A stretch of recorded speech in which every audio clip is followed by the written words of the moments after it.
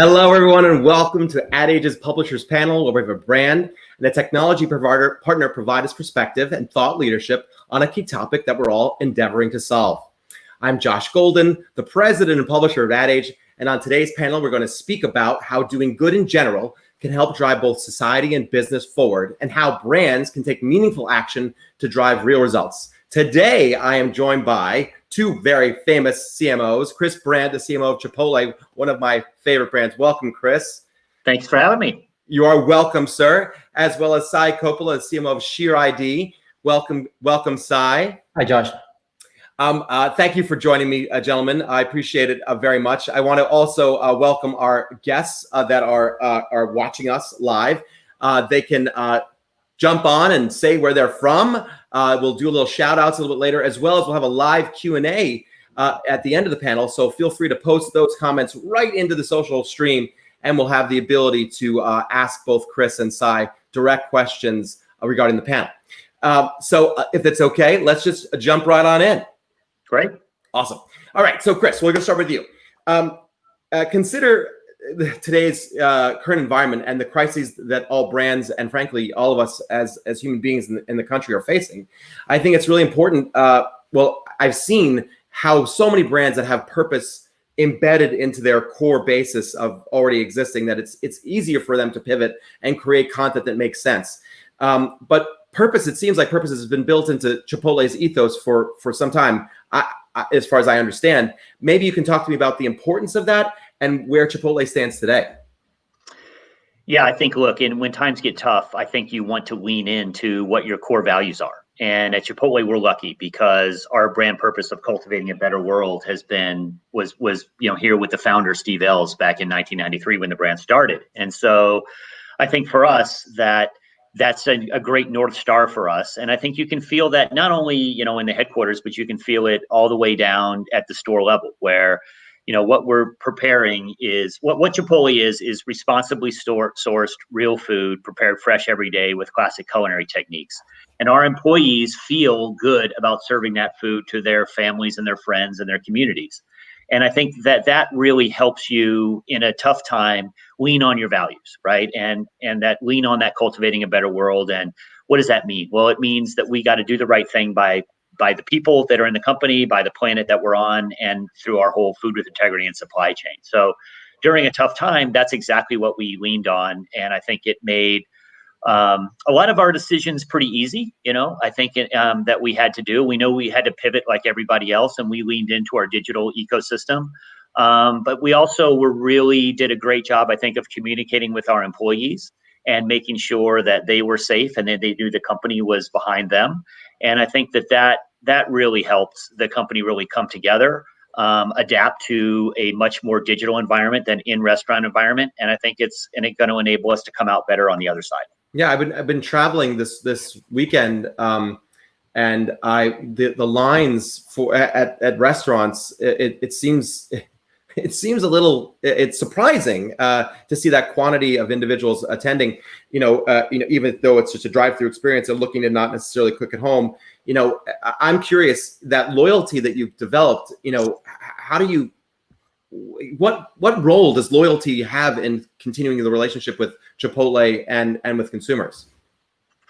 Well, I think it's everything, right? Because their whole world and their way of life has been disrupted. And I think that those are, from a marketer standpoint, you're looking for those moments when people are changing their behaviors. And I think that whether it's, when you graduate college or whether you get married or, those different types of things, those are openings for new brands to be relevant or old brands to maintain the relevancy. And so I think for us in that digital world, we typically had marketed to people who were new consumers to Chipotle. But during this time period, we really leaned into a lot of a lot of customers who were existing consumers of Chipotle, just not in the digital space. And so we were trying to get people again to change their behavior, and we thought it would be great to get somebody who's already used to coming in, and maybe they don't come in at lunchtime anymore because they're not working.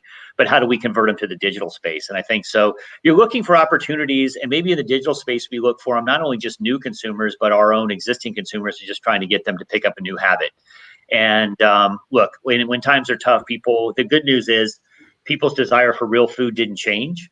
And I think you see all those lines because people are tired of eating this stuff at home, and they're looking forward to get back into some really semblance of normal and a brand that's a part of their normal routine. It's really true. I have to tell you, I've been inspired to create the different restaurant breakfasts and lunches and dinners. I'm like, let's try to have a Spanish paella. Sai, I know you have had a specific experience working with Chipotle in regards to loyalty and driving engagement. Can you talk a little about that?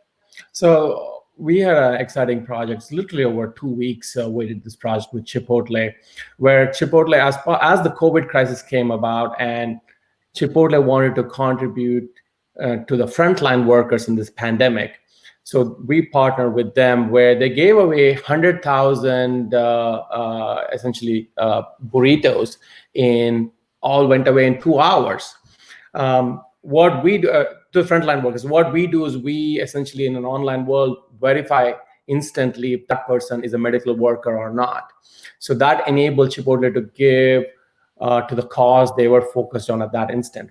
The great thing about it was not only, it's a right thing to do, but also the kind of earned media generated was phenomenal. We were working with the Chipotle team. They were talking about like 167 media stories, 702 million social media impressions, 100% positive net sentiment. So that's just one small project of a surprise and delight kind of thing you can do with your members. Do you feel like, I know that you happened to mention when in our calls we've had weeks past, you identified those individuals as tribes. I just love that framing because it suggests a sort of unification of people all feeling similarly about a certain thing. Is that accurate, Sai? Is that how you? Yeah, so the way to think about it, look, at the core of it, when you're saying loyalty is about richer engagement with your customers, and richer engagement in meaning understanding your buyer. And what we find is rather than just pure demographics, you should start thinking about consumer tribes, because when you think of a consumer tribe essentially as members of those tribes are strongly identified as belonging to that community. An example could be a set of students around a university, or it could be hospital workers around a particular hospital system, or it could be a military folks around a base, right? So there's a strong community there. There's a strong word of mouth. So when you have a compelling offer that appeals to that a person in that community, that goes viral, and that's the goal of it here. How do you deliver a compelling offer or an opportunity to a particular consumer that's relevant to you to create that virality? That sounds, it's completely logical, and I think that having that tribe that cares enough about the brand, the brands that I go use are the ones that I want to associate myself with and the ones I want to feel closer to. And if the purpose that we've had or that's been aligned for me aligns what I believe and what I'm hearing that brand say, it makes me feel more likely to go and engage with that brand. I just want to quickly shout out a few folks around the world that are watching us on this panel. Let's see if I can do all the names right. Mercy from Tanzania, Amna from Bahrain, Linda from Brazil, Eric from New York, shout out New York, Mirhan from Istanbul, Raphael from Belgium, and I'm going to butcher this one, Magazozwena from Rwanda. So welcome everyone, and I will just say in about 8 minutes or so, we're gonna have some questions. We're gonna open up to both Chris and Sai. So please feel free to ask some questions. Chris, I want to pivot to you for a second. Knowing how I'll admit I'm a tremendous brand fan of Chipotle, so I will just admit that. So that's great. My kids depend on that, so please keep up the good work. Okay, I'll do my best. I'm curious, knowing it's been a while. It's from the early days. I know that Chipotle has always had a purpose-led focus, but what would you offer as insight for other brands that are sort of trying to figure out what their purpose could be, or how do they connect a business need and the purpose need together? Because I feel like they shouldn't be in competition with one another, and often they should be connected.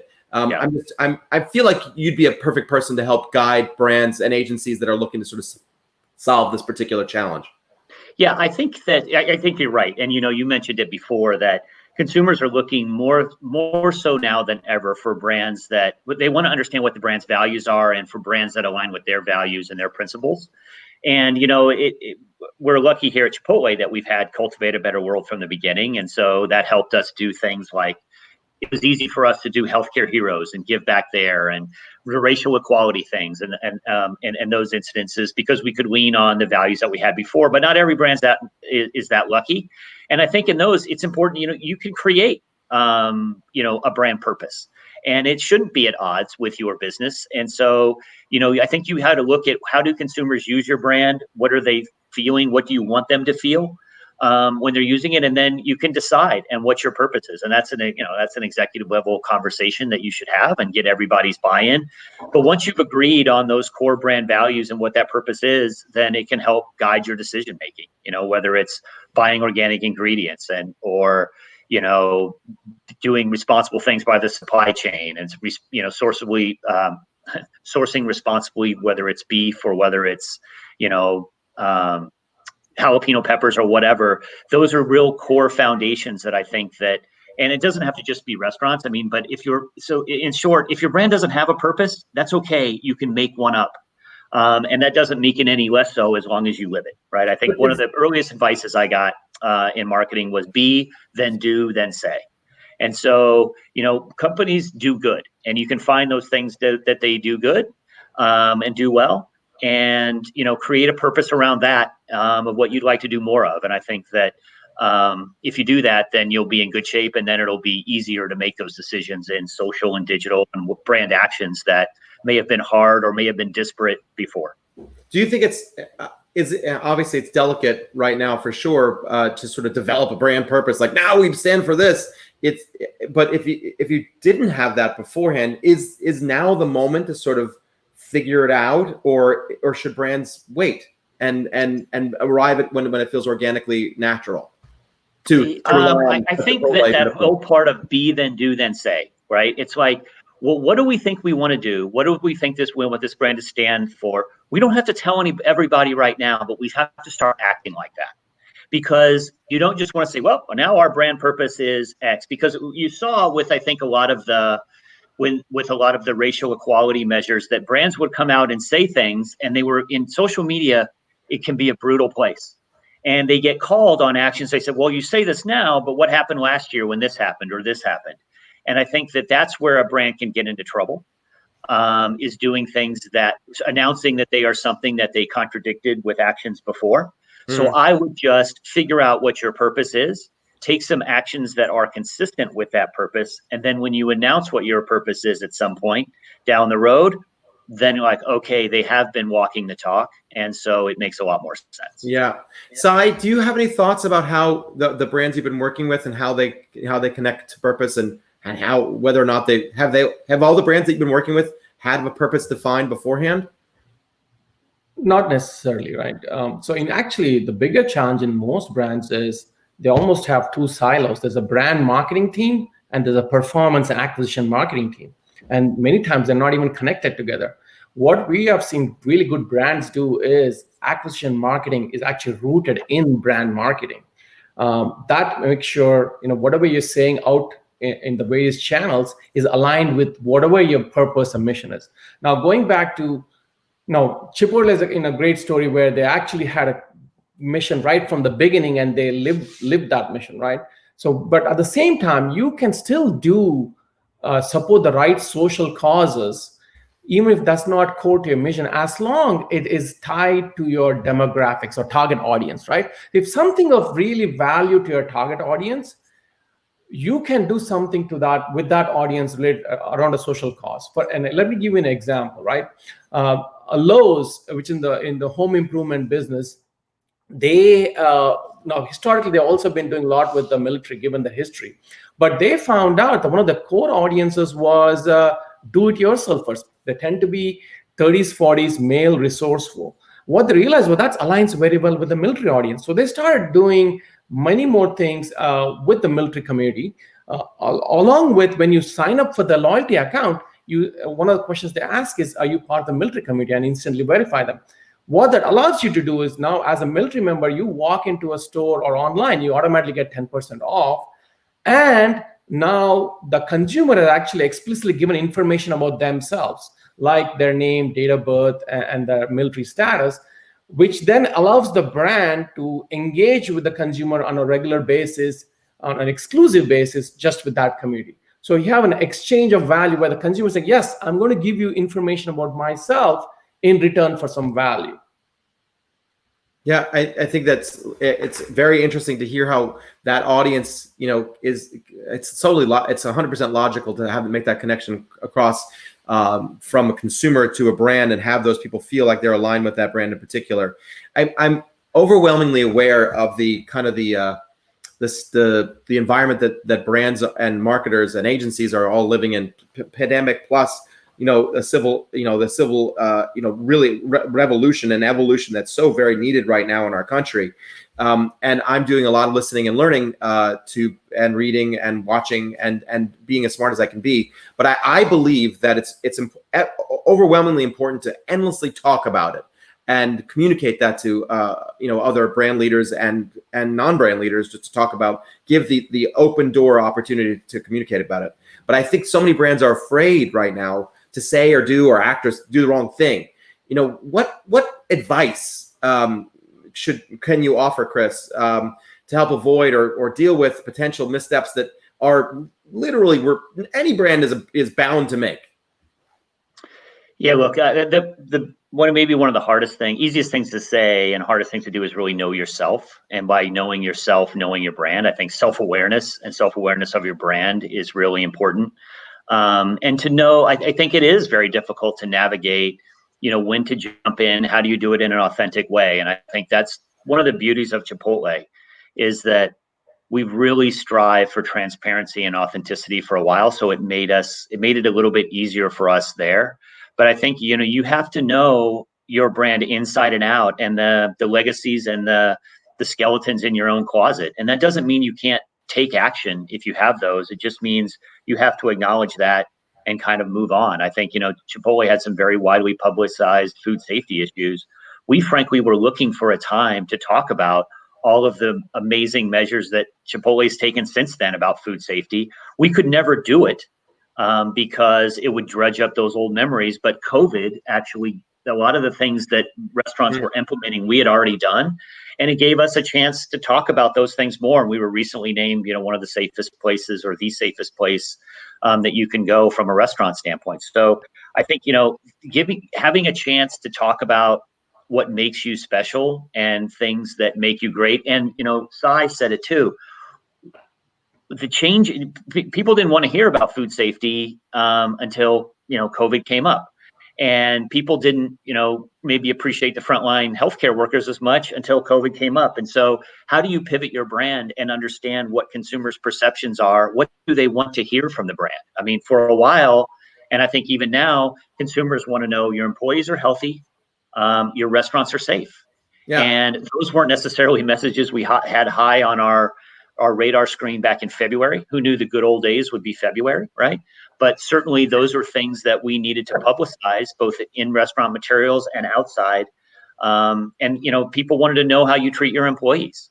And the good news is we have a pretty good track record of benefits and employee benefits. And so we were able to share a lot of those things. So I think that things work out best for those who make the best of the way things work out. And so looking for those opportunities to give relevant communication to your consumer, the loyalty plan has been huge for us in being able to do that. I mean, we've grown the one silver lining of COVID, I guess, for us is that it's transported our digital business probably 3 years into the future. We have a lot more loyalty members. We have a better ability to engage them. We have a lot more awareness that you can get delivery through our own app and through third parties. And I hope that's a legacy that, will continue to stay. And I think will stay for us, even as restaurants open and hopefully things get back to normal, in the coming months. Interesting. We just had a question come in from LinkedIn. I want to offer it to you. It's a little provocative, but I think it's interesting to hear your thoughts on it. It's from Karam on LinkedIn. How can consumers trust brands? Brands are under investor pressure, and we all know that investors care about dollars only. I think this is an interesting perspective. Investors, specifically, private equity, tends to think about the EBITDA, not necessarily the value for consumers on an ongoing basis. although brands tend to think about obviously the connection with the consumer. So it's certainly interesting. Sai and Chris, you want to see if you want to tackle this one? Sai, I'll try Sai first. Well, look, the long-term, investor cares about long-term value of the brand, and the long-term value of the brand comes when you have customer lifetime is long, and that only comes through loyalty. So I don't think they are that disconnected in terms of if the investors cares about long-term value, the brand cares about the long-term value of the customer, and that comes through loyalty and doing the right thing with the customer. And they are aligned, honestly, increasingly. Chris, do you want to address that as well? Yeah, look, we have a philosophy that we have to build sales for today and the brand for tomorrow, and those things are not mutually exclusive. Now, there certainly are short-term tactics that you can do to, dollar off promotions, those kind of things to drive some more business, but it's up to you to, take those consumers, those new consumers that come in and convert them into good ones with a good consumer experience. So I think you always have to have an eye on that. Look, I'm building sales today, but I'm also building the brand over time.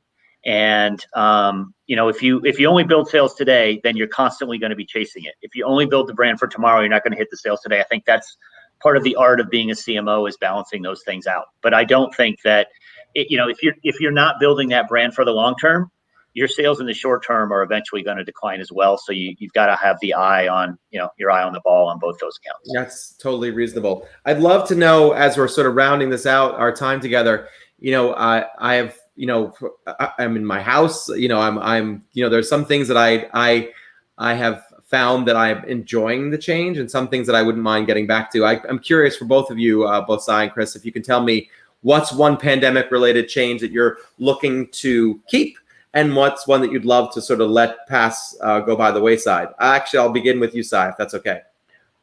It's more an internal thing, right? One of the things we realized is with employees, we were always, we're predominantly based in Oregon, but we have employees the world over. The remote video conference calls are actually working well for us. So even once our offices open up, we still want to have a little bit of a democratized way. So even if you're joining from the office, I would love my team members to still log into the conference call on the laptop, so everyone is on the level playing field. That's one thing I would love to keep it, including remote work. I encourage remote work. We haven't seen any drop off in terms of our productivity. So I want to give flexibility to employees as and when needed, right, to work remotely. One, I would love to see them again in person. So,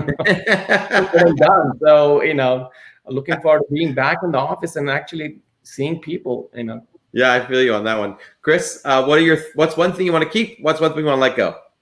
Yeah, look, I think Sai's exactly right. I think that the ice has been broken about conference calls and working from home. I think travel is going to be, certainly, you don't need to do as much of it, as maybe you had to in the past.